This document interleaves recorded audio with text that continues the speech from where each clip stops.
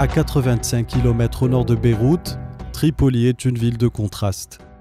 Ancienne capitale du Nord, elle garde les cicatrices de l'histoire, mais aussi des trésors invisibles. Parmi eux, une école soufie, nichée dans une ruelle discrète. C'est là que nous rencontrons le cheikh Mohamed Hamoui, l'un des derniers maîtres de la voie Mevlevi au Liban.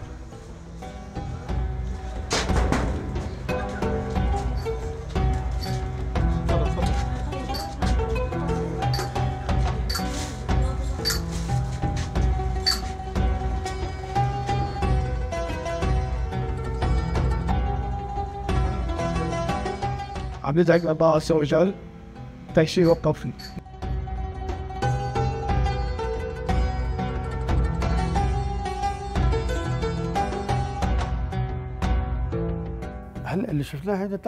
Ce sont des exercices pour les jeunes Mevlevi.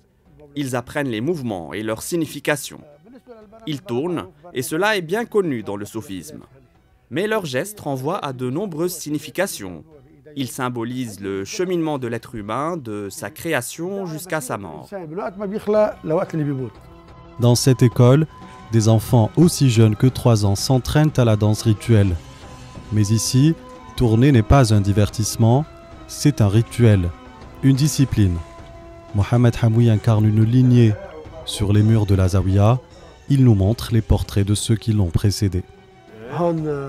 Sur la première photo, on voit son éminence, le cheikh Mohamed Rachid Kabbani, ancien mufti de la République libanaise, aux côtés de mon père et du Hajj Hassan Kilali. Mon frère, le cheikh Jamil Hamoui, c'était lui le chef de la troupe, le Munshid. Mon oncle, le cheikh Mohamed Hamoui, a été le premier de la famille à adopter la voie Mevlevi. Et il fut le dernier Mevlevi de Tripoli. Le soufisme, pour lui, n'est pas une voie marginale. C'est un prolongement de l'islam, enraciné dans la loi et la tradition. Soyons réalistes, le soufisme est une science. C'est apprendre la religion d'Allah. Apprendre la loi, les rites, c'est une religion. Celui qui s'en écarte sort du chemin. Mohamed Hamoui a même fondé sa propre voie, la Hamouya. Et lorsqu'il parle de musique, le temps se précise. Concernant la musique, certaines choses sont interdites, d'autres permises. Les instruments à cordes, eux, sont interdits. Ils sont proscrits dans la religion islamique. Un apprentissage exigeant mais habité, comme en témoigne l'un de ses élèves après une session d'entraînement. C'est une sensation impossible à décrire. On a l'impression de voler. Quand on entre dans la rotation, on sent qu'on s'est envolé. Tout se recentre uniquement sur le Seigneur des mondes.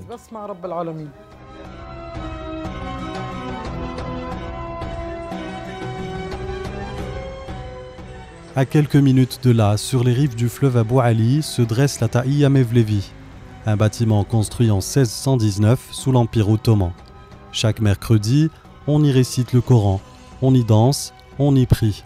C'est un centre spirituel, mais aussi un refuge. Ce que nous voyons ici, c'est la Tekia Mevlevi, un haut lieu du soufisme. Elle servait de refuge pour les voyageurs et les pèlerins. C'est ici, à la Tekia Mevlevi, que la voie du Mevlevi a vu le jour à Tripoli, portée par nos maîtres, les honorables descendants de la famille Al-Mawla. Dans un monde où les confréries soufis sont parfois menacées, la présence de ces lieux a valeur de résistance. Et pour Mohamed Hamoui, l'urgence est claire, il faut former la relève. Moi, quand je partirai, je veux avoir formé des jeunes capables de poursuivre cette voie. Avec la volonté d'Allah, la voie ne s'éteindra pas. Elle se transmettra de génération en génération.